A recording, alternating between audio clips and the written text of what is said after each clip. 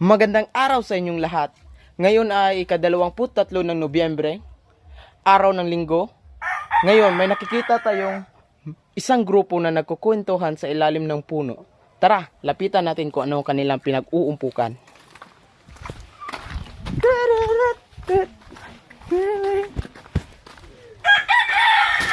Kuya, ikaw yung magdadala ng Hi guys!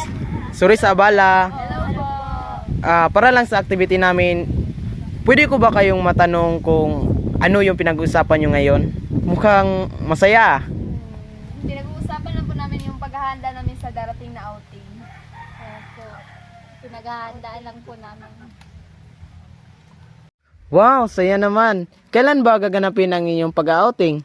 Balak namin ngayong paparating na Sabado or Linggo. Ganun ba? Saan nyo naman to balak gaganapin? Pinag-iisipan pa namin kung sa El Nido, Palawan ba o sa Boracay. Ilang araw nyo naman balak magstay doon? Mga 5 araw siguro.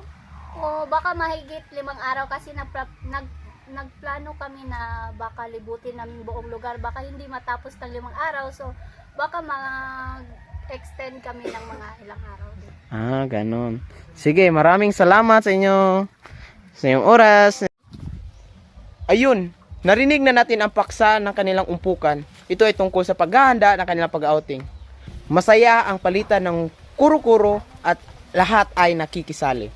Maraming salamat sa panonood. Hanggang sa muli. Bye-bye! Tinini!